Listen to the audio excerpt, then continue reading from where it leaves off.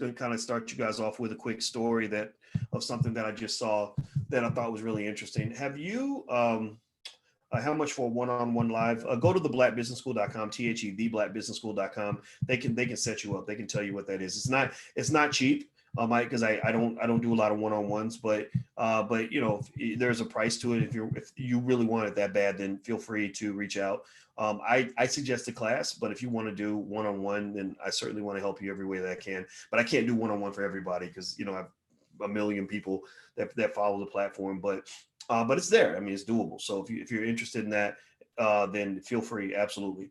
Okay, so here's what I saw today that really got my attention. How many of you, give me a yes or no in the chat if you know of a rapper named YoungJock? Anybody remember YoungJock?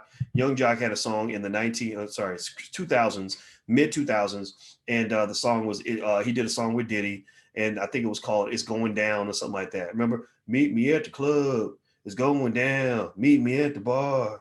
It's going down. Right. And it just, I mean, it was a good song, but it just kind of reflected everything that drives me crazy about hip hop culture, because a lot of hip hop culture is built on, a lot of it's built on very materialistic, superficial, ignorant economic choices, ignorant sexual choices, ignorant life choices that end up filling up the penitentiaries, basically. I mean, that's what it is. It ends up filling up the prisons.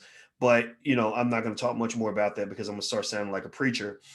However, YoungJock did an interview with a guy that runs a platform called vladtv. And Vlad, I've done it. I did a couple of interviews on Vlad. I don't think I'm ever going to do any more, though. I don't know how I feel about Vlad's platform. But Vlad interviews YoungJock, and he says, in 2006, you were on the Forbes list. It's one of the richest rappers or something like that. You were number 20 on the Forbes list. And Jock said, yeah, I was. And he said, that was the worst year of my life. Now, how can he be on the Forbes list and have that be the worst year of his life?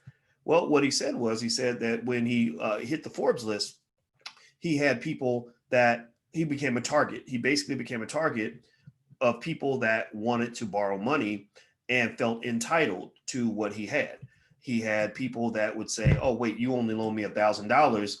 You should have loaned me 10,000. You could have gave me 10,000. Why did you only give me 1,000 when you could have gave me 10,000? He said it really baffled him and threw him off. Well, as a person who studied financial psychology through the years myself, it didn't throw me off at all. I'm not surprised. Money has a really strange way of changing everything. It changes people. It changes psychology. It shifts how people look at you. In fact, God bless you if you ever come into a lot of money, because unfortunately, you're going to have to change some of your friends like you change your clothes. Not all your friends. It doesn't mean you're going to think you're better than anybody. They're going to accuse you of that. They're going to say, oh, you think you too good to hang out with me. No, what it means is that when you talk about something like risk management, managing your risk, which is that's another area that I studied pretty extensively with a white guy named Renee Stoltz, who was at Ohio State University. He's one of the greatest risk management experts in the world. And I proofread one of his textbooks. That was one of the grueling assignments I had as a graduate student. One thing about risk management is that you constantly have to manage your risk as your situation changes. One of the things about risk is that it's always present in different ways, and you have to identify it. And you're very good at it already. You already know how to manage your risk. You already know how to protect yourself from predators or bad situations and things like that. So one of the things about risk management that comes to mind when I think about YoungJock's situation in terms of dealing with his friends is that a person who has more to lose, a lot to lose, has a different life and must make a different set of choices from somebody who has nothing to lose.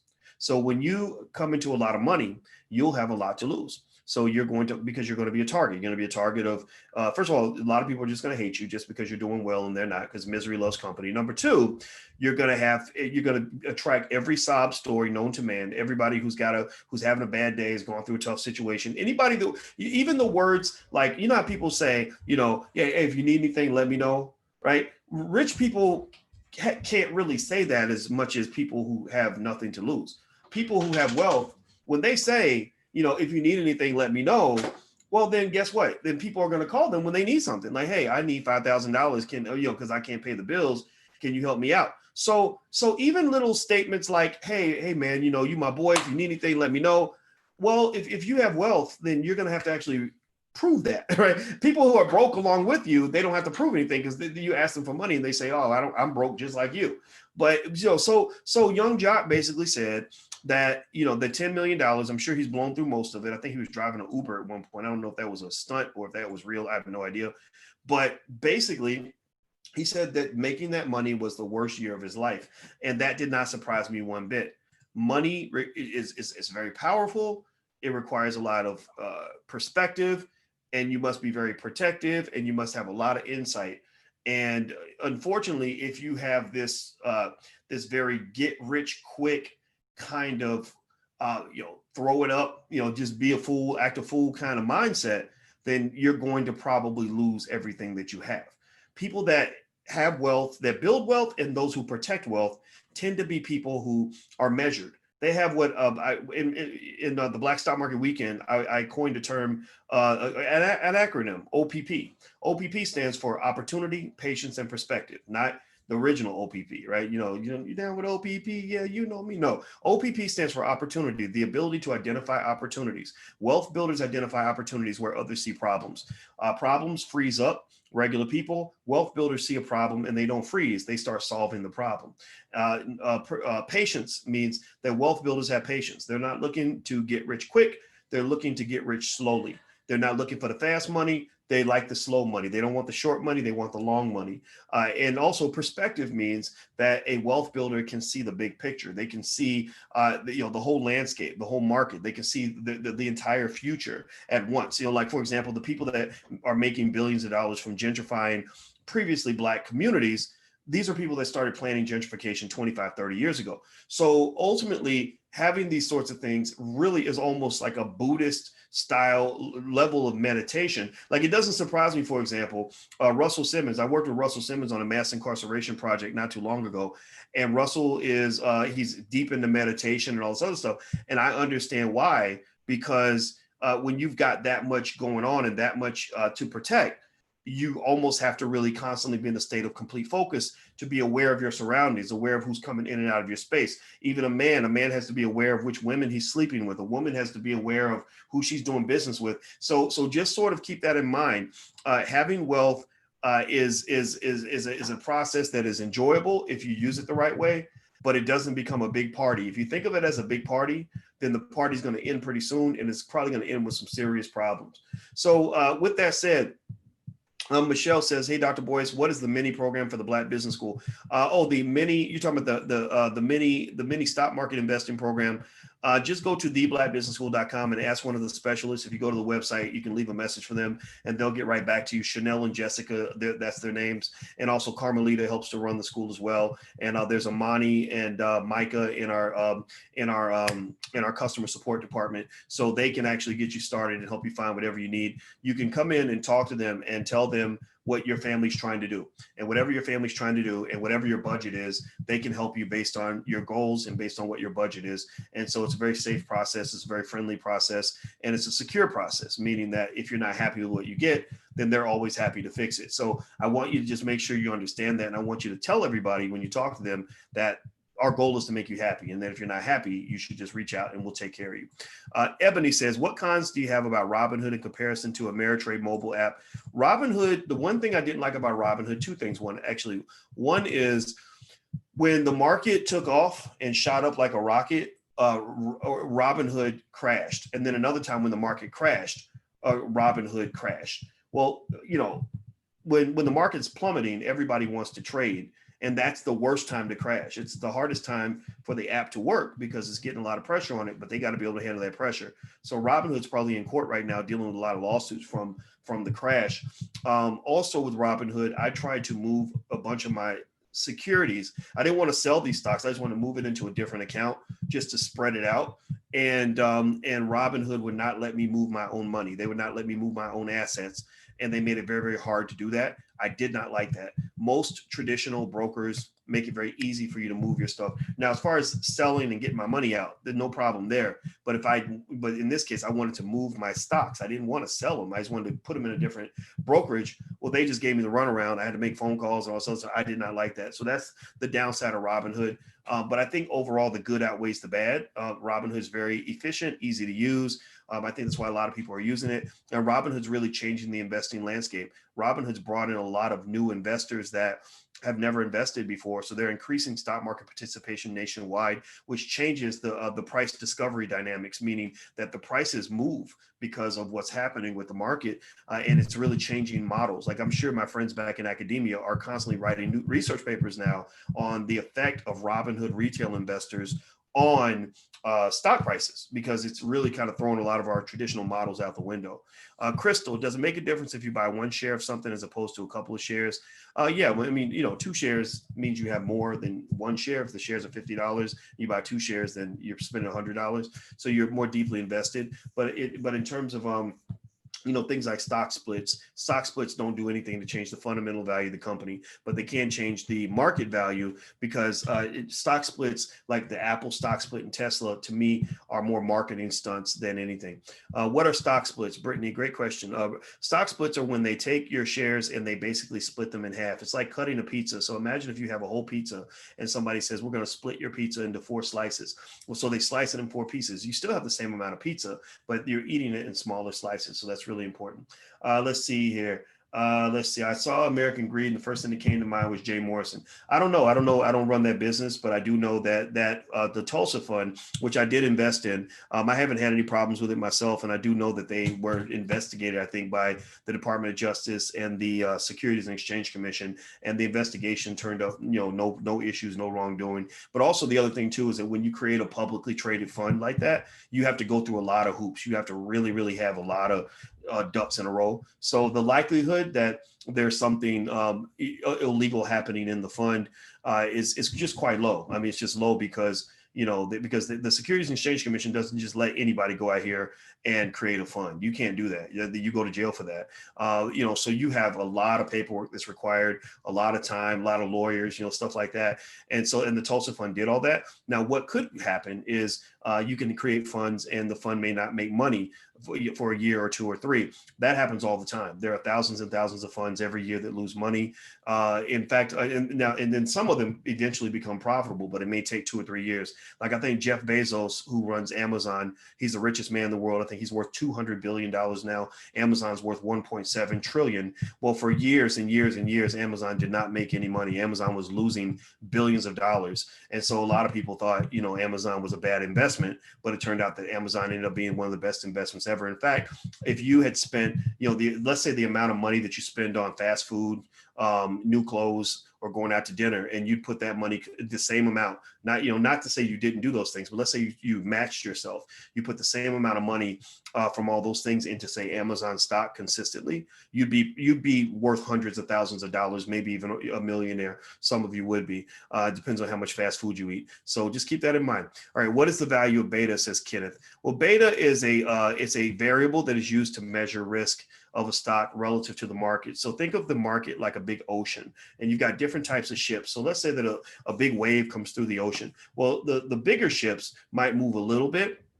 The smaller ships might move a lot. Right. Also, it's not just dependent upon the size of the ship. It may depend on the direction of the ship, the quality of the captain of the ship, whether the engine's on or the engine's off, right? So different ships are going to have different reactions to the ocean's wave. So beta measures how your ship moves relative to the wave. So when there's something big that happens in the stock market, or something big happens in the economy, like for example, unemployment numbers go up, a lot of companies are going to react, but different companies are going to have different reactions based on the structure of that company. Beta measures those differentials, and that's kind of how beta works. Is it too late to join the options class, says Nathan? No. The options investing masterclass, everything is recorded. Everything is available. So you can actually go sign up if you want to at drboycemasterclass.com. You can sign up right now. We're still going to have a couple more meetings. I know we're going to only do 6 weeks, but I want to do a couple more weeks because I really want to drill in. We're really doing some fun stuff in the options investing class, stuff that's really making money. In fact, one of the students actually mentioned a stock that we dug into. We did a deep dive on it. And I normally I'm the one telling them what I'm invested in, but the student mentioned it and I said, okay, let's look it up. Let's take a look. And I said, whoa, we just discovered gold right here. And so I invested in it. And I will tell you that I made that move. And it was, when I told Alicia, she was happy with me. She said, good job, black man. You made us some money. Caprentice, do you feel it's wise to max out 401ks or IRAs or use the extra money to go into the stock market? I like to max out 401ks or IRAs because that's tax deferred investing. I think tax deferred is the best way to invest. Cool. There are classes. Yes, there are. I'm with Questra. Oh, say Questrad, Questrad. Great for Canadians. Okay, great. I like that. Thank you for the recommendation. Fred, what is the best way to leverage stock options, calls, and puts for Amazon, Apple, and Tesla? You know, those companies all have really expensive options. All those options are expensive.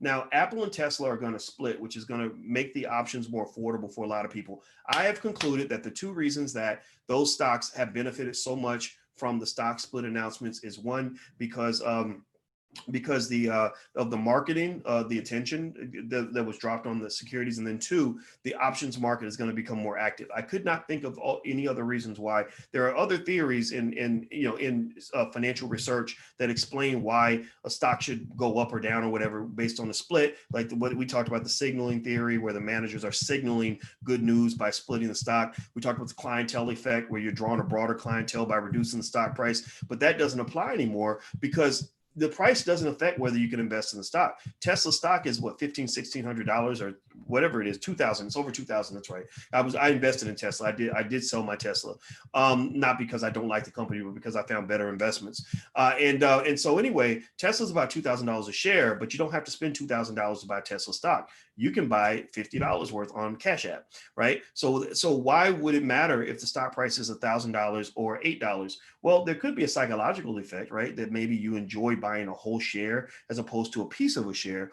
That could actually have an impact, but I don't know if that's enough to move the price. So my conclusion is that the attention moved the price, which is why other companies are going to be splitting. I believe Amazon's going to split in the next 12 months. I did an analysis on that. I wrote a deep article about that. And also, if you go to the Black Financial Channel, theblackfinancialchannel.com, you can actually see what I said about the Apple, why I think Amazon's going to split. There's a lot of political reasons, economic and political and social reasons why Amazon should do a stock split. And so I think Amazon's listening to that type of stuff. I think that's what they're going to do. And Apple and Tesla, now that they've split, the options become less expensive, but you got to be really careful because some of these options are overpriced, because you have a ton of speculators coming in on apps like Robinhood that are basically pushing up the price of stock options to the point where it's just a dumb investment. It becomes like gambling. Like they're really shaking the bones and gambling. So really in our options trading masterclass, we don't really talk much about buying options. That's easy to do, honestly. We talk about selling options, and how to pick the right stocks to sell options on.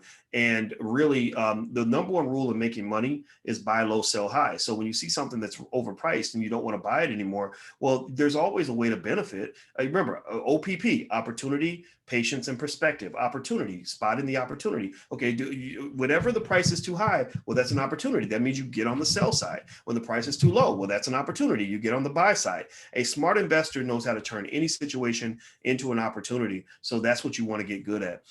Let's see here. Christopher, how does PFE and Exxon stocks being removed from the Dow affect them long term?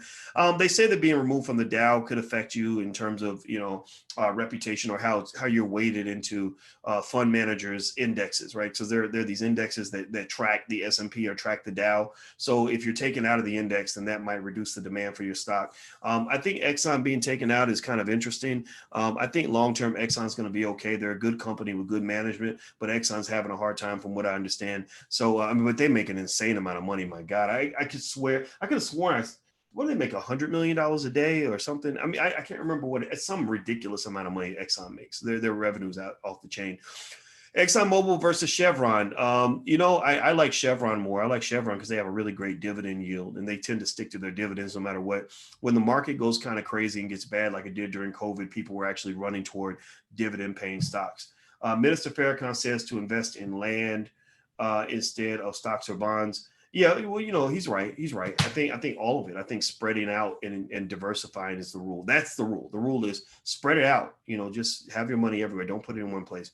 Kejana, I have fractional shares in Amazon. If and when a split occurs, could I possibly have multiple shares? Yeah, you could. You could actually do that. It depends. I think they're going to do some massive split, like 50 to 1, 60 to 1, get their price below $100, and that's going to really benefit them in a lot of ways. And that's what I put together in that article.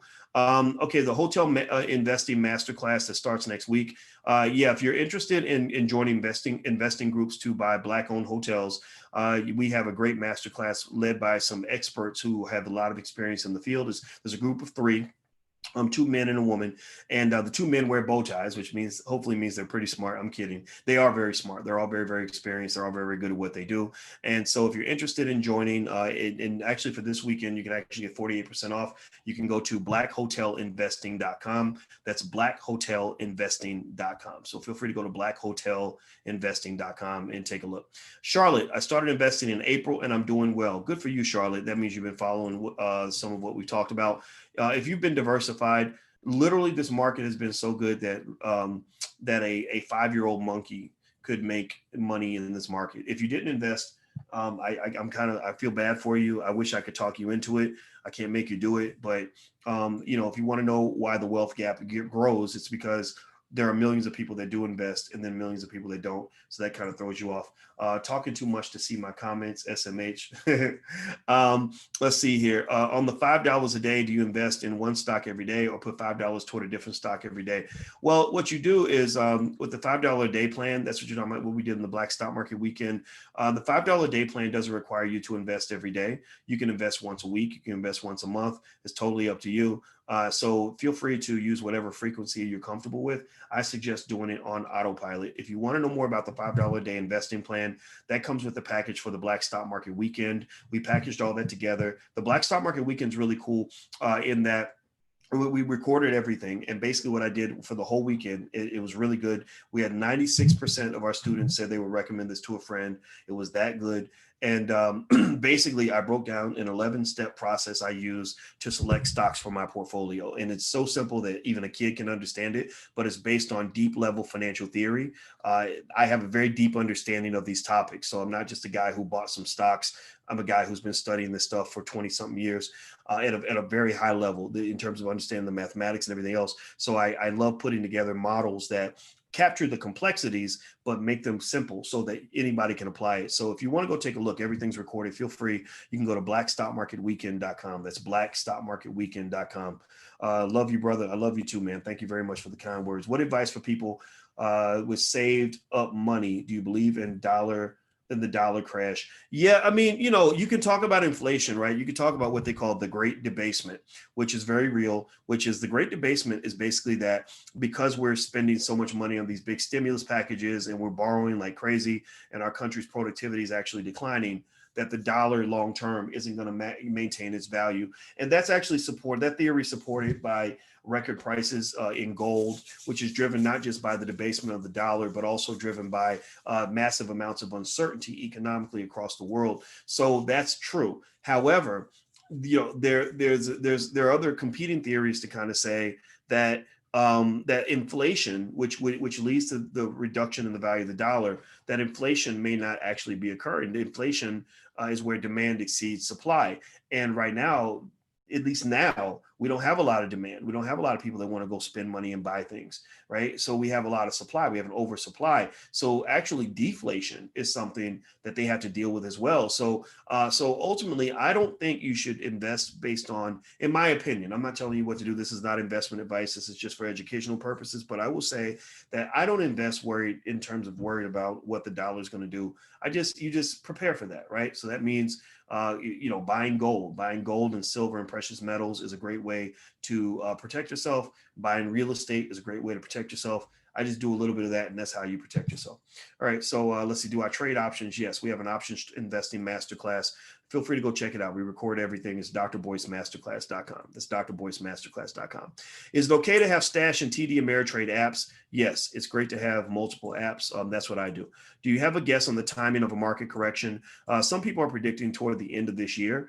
but nobody knows really. I think that once the FANG stocks, Facebook, Amazon, Apple, Netflix, and Google, and then also Microsoft, once the FANG stocks, become less popular, and once the Fed, or sorry, scratch it, not the Fed, Congress, with Congress not really stepping up the way they normally, the way they did in the beginning with the fiscal spending, like the stimulus package and all that, there is a risk of a pullback, especially if the economy doesn't open up again. So, and also the run has been so good that when you have a run, you're going to typically have a cool off period. I mean, it's just natural. And so when's the correction going to happen? Nobody knows, but just know winter is coming. So the reason I enjoy good times like this is because I know the bad times are coming. There's never a time when the bad times aren't coming. I want to confirm that for you, because a lot of you have people that just live in that fear. They're constantly worried about the bad times coming, that they miss all the good times. You can't do that. Like, you can't be so scared of a breakup that you never have a relationship. Like, who does that? Who goes through life and says, I'm never going to date anybody because I don't want to get my feelings hurt? Well, if you're in that category, then please go see a therapist so you can learn how to deal with the ups and downs, and you can get some joy out of life. Because I think that fear of the trauma of losing money causes people to lose money, right? So it's really a self-fulfilling prophecy. So because you don't want to know the experience of having money and losing a little, you just give yourself no money at all, so that you're never disappointed, because you set your expectations so incredibly low. So because I'm so determined to avoid losing my wealth, I just choose to stay in poverty. Well, don't do that. Make decisions that are going to put yourself in a better position. That's what I want you to do. Your classes are amazing. Thank you for the kind words. I really appreciate that. Darren Nelson, what should we expect from the splits from Apple and Tesla on Monday? I wouldn't be surprised if the prices just kept going up. I mean, people are not valuing stocks based on fundamentals anymore, which drives people like me crazy. It's driving what they call the graybeards crazy. The graybeards are, well, I got a gray beard, so I guess I'm one of them. But the graybeards are also like, these people that run these billion-dollar funds who were sitting on the sideline and didn't participate in the market because the fundamentals didn't match what they were actually seeing. And now these people have a lot of regrets. Warren Buffett was one of them. He was one of the guys that said, oh no, I'm not doing this. I'm not. And he sold all of his airline stocks. And I said, why would he do that? That doesn't make any sense to me. I invested pretty heavily in airlines, and it's worked out extremely well. Now, how's it going to do long term? Nobody knows. But I personally think that right now things look pretty good. Fred, what are your mentoring fees to help a family start a family business? I have private consultations that I do, and they're not cheap. But if you want to do that, all you got to do is go to theblackbusinessschool.com, and tell them that that's what you want, and they can get you set up. I'm happy to do that. They're really fun. They're fun, actually, in the sense that, I actually enjoy, Alicia's the therapist, she's the one that sees patients and clients one-on-one and stuff, but I actually enjoy it. Like, I enjoy talking and hearing about what you're trying to do. And I think the benefit of the private consultation, if that's something that you ever want to do, is that, I want to see you succeed. Like, I don't want you to just feel like, oh, I got to talk to Boyce and that was awesome. I want to know that because we talk, you're doing better in life. So one of the things that I do for a lot of the people that I do private consultations with is I'll give them a shout out. I'll push their product. I'll push whatever business they have. I'll support them in that way, in addition to giving advice and support. That's the benefit of having a few 100,000 people that follow you. So if that means anything to you, feel free. Just go to theblackbusinessschool.com and talk to them. We can set it up. I don't do many of those. I maybe do about 4 or 5 a month, though. I can't do too many. Donna, hedge your investments. What does that mean? Hedging your investments means basically protecting yourself against downside risk. So it might mean buying put options that's used for insurance. It might mean investing in a diversified set of assets. Hedging basically means protecting yourself against the downside. So when you get homeowners insurance, you're hedging your risk that the value of your home is going to decline. So that's what hedging is. Just protecting your butt. That's it. Thoughts on the short NBA boycott? I thought it was good. I was really proud of the guys. I think that what the NBA players need to do, in my opinion, is they need to have a more prolonged plan, something more structured and strategic and systematic. I saw this guy that is very controversial. He's a friend of mine, but even I don't agree with it. Probably about 40% of what he says. His name is Jason Whitlock, and Jason was on Fox Sports, and he would just say stuff where I'd say, man, what are you saying? I don't get that. But one reason I like talking to Jason is 2 reasons. One, I like hearing from people that disagree with me. I like talking to people that are going to help me think outside my own box. You know, I don't like this bubble life that we live in where everybody's agreeing with everything you say and co-signing it to the point where you can't see another perspective. I think that limits you. I think that hurts you.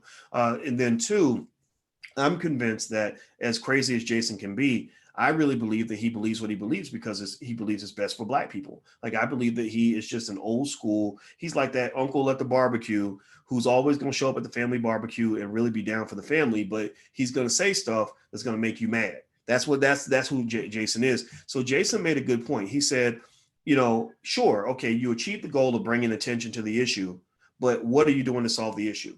You know, you're stopping play in the NBA, which is fine. And everybody's talking about this, but what is your plan? What is your strategy? He said, you know, I bet you guys have never played for a basketball team that went on the court without a game plan. You can't win without a plan. So he said, what is the plan? What is the strategy? Are you going to pull together? You know, I've actually said, I think the NBA players should co-sign and create a fund and force corporate donors to help them raise at least $1 billion to support and sustain Black communities all across the United States. If any NBA players watching, or if you're related to one, send them this video and let them know they can reach out to me. I will support them and I will give them advice for free on how to set this up. I don't want your money. I don't want your millions. I would just love to help. And basically, I think that with a fund like that, you could actually create it almost like a bank. It doesn't have to be an official bank. It could just be a fund that just says, look, we'll give low interest loans to Black-owned businesses all across the United States so that they can create jobs. Easy. It's not hard. It's not complicated. But, you know, we live in a world where people want to just scream and holler and not get anything done. I don't care about all the smoke and the fire. I want to see the results, man. Show me some results. All right. So anyway, Ebony, what's come to you? Let's see. What do you have about Robinhood in comparison to Ameritrade? I think I mentioned that a little bit earlier, so I'm gonna jump past that. Just started an investment. What do you recommend, Adrian? I like mutual funds and exchange traded funds. That gives you instant diversification. That's my 2 cents. Crystal, is there a way to get my hands on your dissertation on stocks to read? Feel free. Yeah, if you want to read my dissertation, it's actually publicly available. Anybody who gets a PhD at a state university like Ohio State University, which is where I went to school, their dissertation is publicly available. So if you want to go look it up, just type in Dr. Boyce Watkins dissertation at Ohio State and something will come up. Just take it with a grain of salt. I was a young graduate student trying to impress my faculty enough to get out of there. So you're not going to get any particular insights. But if you're looking for something that will put you to sleep, I guarantee that if you read more than one page of that dissertation, you will be asleep. And so that it will make a great sleeping pill for you. And I'm much, much smarter than I was in 2001 when I wrote that thing. So, you know, there you go. I'm a different person now. I'll say that. Don't judge me by my past. Tyree, should I invest majority of my savings into Apple when it splits? No. I don't believe in investing the majority of savings in anything. The first rule of investing is to diversify. Let's see here. Sandra, Apple announced a 4-for-1 split. What does this mean and how should you invest? It means that basically the company's going to be chopped. The shares will be chopped into 4. So for every 1 share you own, you'll own 4. The price will adjust accordingly. It doesn't have a fundamental impact on the value of the company, but it could change the market price. Yes or no? Yes on student loan forgiveness. Black women have more student loan debt than anyone else. Yeah, I think student loan forgiveness is nice, but I have an issue with that being used as a form of reparations because if you think about it, student loan debt is artificially created debt anyway. It's not as if, I mean, sure, you got an education, but who said a college degree is supposed to cost $200,000, right? Who made that rule? You know, so for example, in the Black Business School, we won't leave you in debt. We're not going to tell you that the class or the program is $50,000. Right. So, but you could say, well, it's $50,000, and give us $1,000, we'll loan you $49,000, and then you're in debt with us for the rest of your life. But that's not really real debt. Right. So I'm hesitant to sign on any agenda that says that a big chunk of reparations will be student loan debt forgiveness, because that's kind of like fake. That could be, you could argue that that's almost like fake money. Right. You know, if somebody's overcharging you for something in the first place and they leave you in debt, then that's not really them giving you something. That's them giving you back something that you should have had in the first place. So I'm not a big fan of that. I don't think we benefit that much from that. I just don't. Let's see, Clifton, can you explain what a wash sale is? Yeah, those are sales for tax purposes where basically you can sell, maybe you sell a stock at the end of the year and buy it right back in order to write off the losses on your taxes. How likely is a cyber attack on the NASDAQ? New Zealand's attack? Asked Donna. I don't know. I hope they have good computer security. I haven't heard anything about a cyber attack on the NASDAQ. I'm sure the security is pretty strong, but you never know. What's the best ETF to invest? There's so many of them. It's hard to really pick one. I mean, the SPDR, the SPDR, the S&P 500 ETF is pretty good because it spreads your money out throughout the entire S&P 500. So you're kind of like just investing in America. That's kind of good. What does it mean when a company has a negative earnings per share, EPS, earnings per share, but their stock price is over $20 a share? Asked Kenneth. What that means is that the company hasn't made any money, but they have tremendous long-term potential. So there are a lot of companies out there that have a very high share price that have not made any money. Uber is one of them. Uber bleeds Uber money every quarter. They bleed billions of dollars every quarter, but Uber is worth a lot of money. You can't get Uber for free. Are you taxed on dividends if they're reinvested? Eventually, but it's not a realized capital gain yet. You can actually set it up in a way where you can actually defer your taxes, I believe. But talk to your tax accountant about that. I'm not a tax expert, but yeah, it does make a difference. Donald Tyler, I understand upside call options and straddle strangles. Is selling simultaneously calls and puts represented by the inverse straddle strangle graph? Okay. You know what, Donald, that's a pretty complex question. I'll just answer it quick in a nutshell.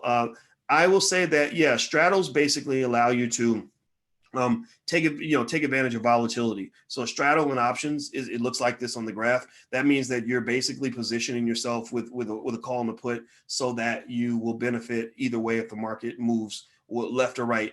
The other way, the inverse of that, when you're selling the call and the put, it looks like that. I'm trying to do the upside down letter V, and that's when you're betting against volatility. So strangles are like field goals, though. They're cheaper than straddles, but you have to go to a wider range. You're buying out of the money calls and out of the money puts. So that's it. I'm not going to go too much into options because that's a little bit too advanced. I think that's going to throw some people off. But if you want to know more about options, like I said, we have a great masterclass. You can go to drboycemasterclass.com and you can check out our whole options curriculum. It's not something that we can learn right here today. Let's see here. Can you explain the difference in a short versus a long call? Yeah, when you short something, you sell. When you go long in something, you buy.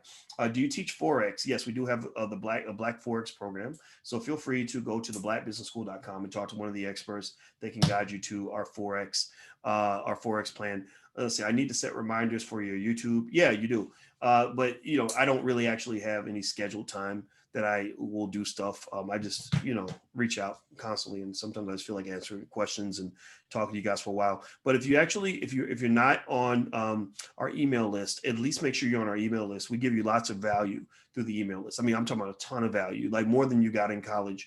So if you haven't done this yet and you haven't learned to buy your first share of stock, all you got to do is go to firstshareofstock.com. That's firstshareofstock.com. And we can get you started. Send it to your cousin, send it to your kids, send it to your grandma.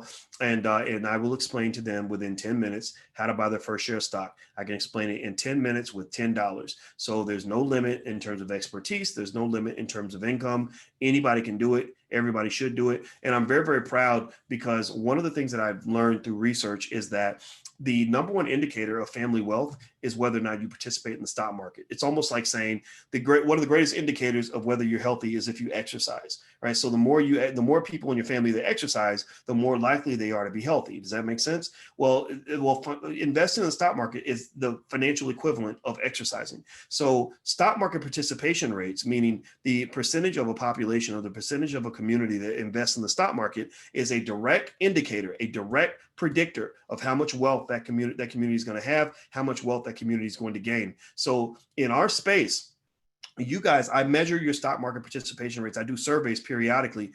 The last survey I did, the stock market participation rates were over 73, 74%. 73, 74% of you, about 3/4 of you are invested in the stock market on some level. That makes me really proud because I know for a fact, because this is what I do, that I know that this is going to have a massive impact on your family wealth of the next generation. So what I'm trying to do now is, number one, if you're in that 74, 75%, I just want you to continue to be consistent and to do more of what you're doing. If you're in that last 26% that haven't made the plunge yet, I'm begging you, begging you to please consider what I'm saying and to just make those basic steps for your family. So the website is firstshareofstock.com. That's firstshareofstock.com. That's one website you can go to get you on our list. We send lots of stuff out to our students on a regular basis. Firstshareofstock.com, 4 words. And then also, if you happen to want a copy, I wrote a book a few years ago that defines our overall vision. It's a little bit of a manifesto that describes why we do this. One of the biggest things with investing is it can't just be the what. You have to have the why. We can't just talk about money. We have to say, like, why does money matter? Well, money matters because money is power. When you talk about police brutality, well, money's power because the economic base controls the politics. The politics controls the police department. The politics controls the educational system. The politics controls the media. So we need the economic base. So I wrote a book called It Takes a Village to Raise the Bar. It's a very short book. You can read it with your family. It's been read by hundreds of thousands of people, and you can have it for free. You do not have to pay a nickel. You can have it for free. Go to allblackeconomics.com. That's allblackeconomics.com. Okay, let me keep going. All right, so let's see. How do you protect your investments against a market crash? There are different ways to hedge. You can actually use, buy puts and things like that to protect yourself against downside risk. Puts are kind of, they're a type of stock option that basically is a type of insurance that you buy. Let's see. What do you think of the Chinese company Neo stock? They say it's the Chinese version of Tesla. I invested a little bit in them just to diversify, but I don't know much about the company specifically. Which broker is recommended for international investors? Well, it kind of depends on which country you're in. So what I would recommend is go to the biggest bank that you can find in your country and tell them you want to invest globally. You want to invest in American stocks or stocks around the world, and which apps should you use and all that, and they can get you started. They can help you out. Let's see here. I have $5,000. Should I spend it on a secured credit card or buying a stock? I think that paying off credit card debt is a good first move because your interest rate is so high that you're guaranteeing yourself the ability to make a return on investment. They say a penny saved is a penny earned. Well, in the stock market, you might make a penny, you might not. It depends on what the market does. But with you pay off credit card debt, you're definitely earning a penny because you're paying off something that's definitely going to charge you money, right? Like the market may or may not give you a return next year or this month, but the credit card company is definitely going to bill you, and they're definitely going to charge you interest. So go for the low-hanging fruit first. I think that's a good way to go. Favorite indicators. I like the S&P 500. I pay attention to the Dow, not for any logical reason, only because I'm just addicted to it like the rest of the world. But honestly, the Dow is not a good measure of how the market's doing, but I like the S&P 500. Let's see here. Crystal Dunstan. I got disconnected. I'm not sure if my question still shows. Is there a difference in buying one share as opposed to a couple of shares of something? Yes. You buy 2 shares, you own double what you have if you buy 1 share. This is basic as that. Charlotte, how will a COVID vaccine affect the market? When the day when they announce the vaccine and that the vaccine is going to be implemented, it'll be like in the movie The Wizard of Oz when they started singing "Ding Dong, the Witch is Dead." That's going to be the day where a lot of people are going to make a lot of money because the vaccine is the one thing that's going to literally blast the market off into the stratosphere. And the reason the market's going up so much now is because people know how the movie's going to end. They know it's going to end with a vaccine, but there's a difference between knowing the vaccine's coming versus knowing the vaccine is here, right? So when they announce that the vaccine is here, mark my words, that will be one of the best days of your life because everybody in this live that is invested is going to be paid. You're going to see green in your Robinhood app, and you're going to be happy, and you're going to be smiling, and you're going to take your kids to the park and take your woman out to dinner because it's going to be a good day for you. At least that's what I believe. That's my view. Crystal. Also, is there a way I can get my hands on your? Okay, you already asked about the dissertation. Okay, yes. What are your top 3 stocks you like at this time? I don't know if I can name a top 3. I'll mention some that I've been thinking about. I added American Airlines. I went into American Airlines for a few different reasons. I believe in airlines. It's a recovery play. I believe the economy is going to recover. I believe the world is going to become less afraid. I don't know if the world's going to change, right? Because I don't know if everything that we're afraid of is as real as it appears to be. I believe that that COVID will always be a thing. It's always going to be something we battle. But I believe that there's a difference between a world where COVID is in the cover of every magazine and in every headline versus when it's just one of the many things out there that can harm us, right? There are lots of other infectious diseases. HIV has always been out there, right? But I believe that I believe that once the world is less scared, airlines are going to do well, cruise ships are going to do well, casinos are going to do well, and I own a little bit of all those. And then also Alibaba. Alibaba came across my radar as a good stock to pick, so I'm a big fan of Alibaba right now. So those are a couple stocks. If you want to see a lot of the other stocks that I buy, I actually tell my students, I lay out for my students every week what stocks I'm buying, stuff like that. It's part of a program called What Dr. Boyce is Buying. So you get free access to that in the Black Stock Market program. So if you'd like to give it a try, if you haven't tried it out yet, you can try the first 30 days for $1. Type this URL in. It's theblackstockmarketprogram.com, THE. That's theblackstockmarketprogram.com. A lot of you are in there already. Some of you aren't in there yet. But feel free to give it a try, theblackstockmarketprogram.com. What about the Stockpile app? I think it's good. I don't know much about it, though. I don't use it, but it seems okay. Is Stash a good way? Hilda says, is Stash a good way to start investing for a beginner? Yeah, Stash is great because it gives you portfolios, natural portfolios that are based on what you're interested in. I think it's fun to invest in a way where you're investing in things that have a story, like even especially with kids. With kids, it's great to be in line at McDonald's and to say, okay, after we buy this Happy Meal for you for $7.52, we're going to buy $7.52 worth of McDonald's stock.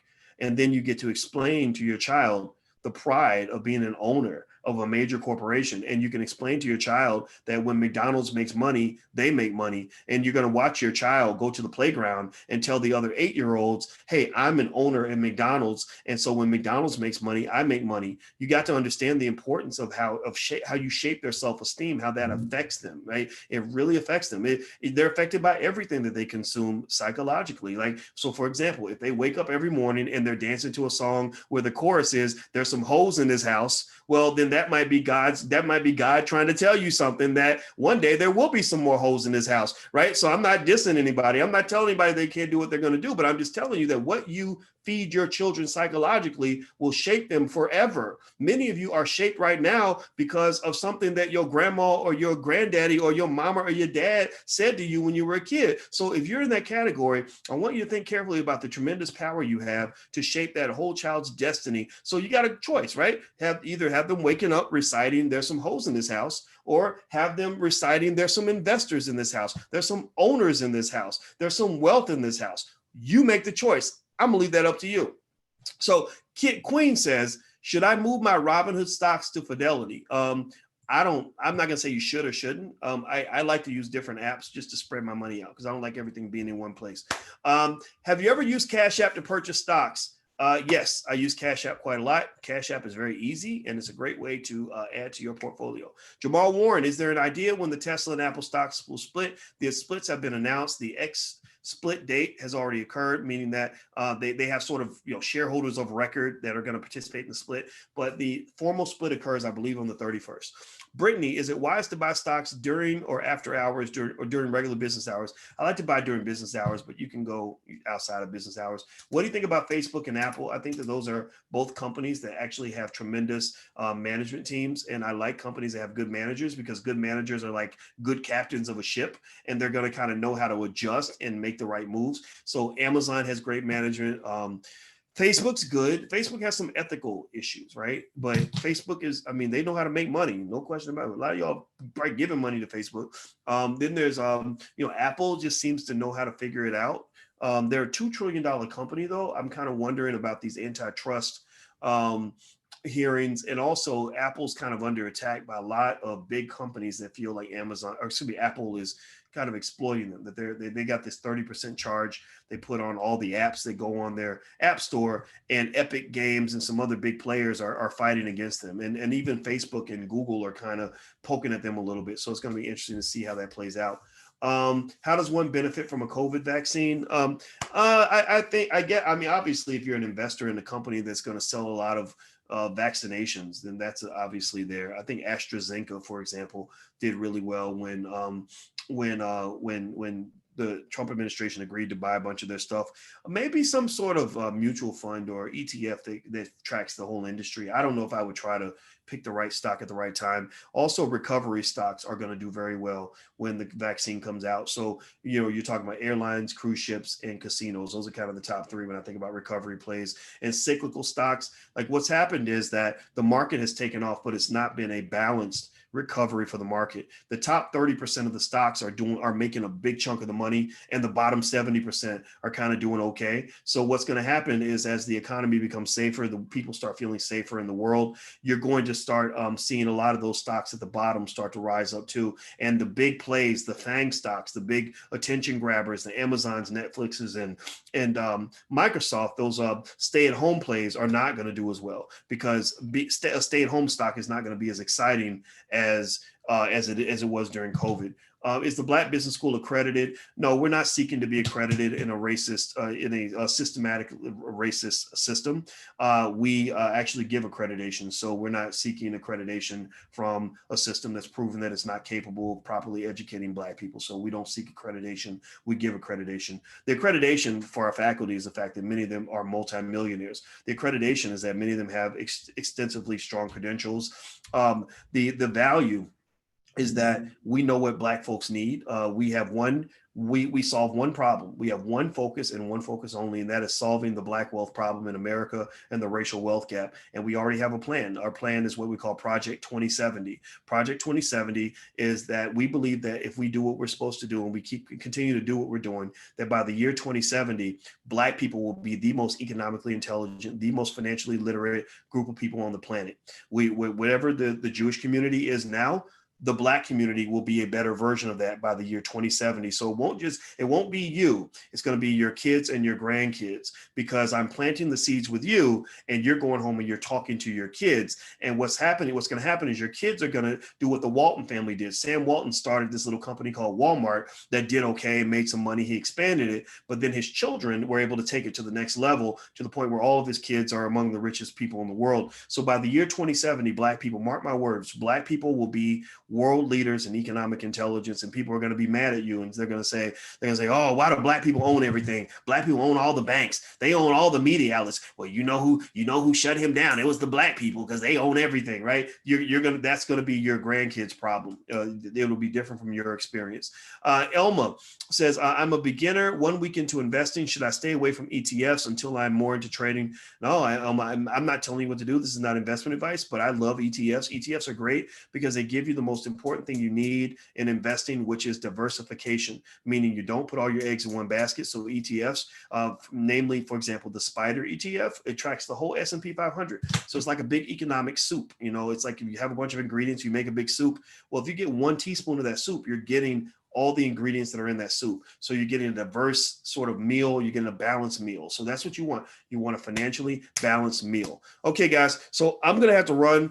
Alicia told me I have 1 hour to do the Q&A, because she knows how I get to talking and I just keep going all night. But I want to remind you guys really quick, a couple of things. One, if you are a beginner and you want to just sort of start with something that's very basic that will introduce you to a broad range of concepts in terms of wealth building, we have a great program at blackmoney101.com. Blackmoney101.com is part 1 of our Black Money sequence, which goes out to 106, which covers 101 is an introduction to the power of money. So it's very broad based in terms of what it teaches you. 102 is the stock market. And then 103 goes into entrepreneurship. 104 goes into how to buy a franchise. Franchising is a great way to build wealth because it's sort of a business in the box that gives you the whole model right there. 105 is real estate. 106 is business processes and systems, how to set up systems for your business. So if you're looking for something just as a beginner, feel free to check out blackmoney101.com. And you actually can, I think the first month is free, or it's $1 or something like that.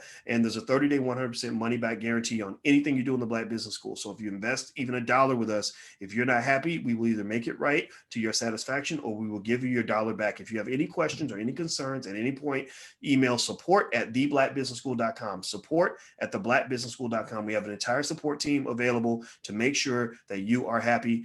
Second of all, if you want to join our hotel investing masterclass, then feel free to go to blackhotelinvesting.com. That's blackhotelinvesting.com. What are the costs of the packages? Well, it depends on what you sign up for. Some things have a $1 trial or a free trial. Some things like the Hotel Investing Masterclass, that's $4.99 to join that masterclass. It's more of a VIP sort of space. But actually for this weekend, you can actually get 48% off until Sunday.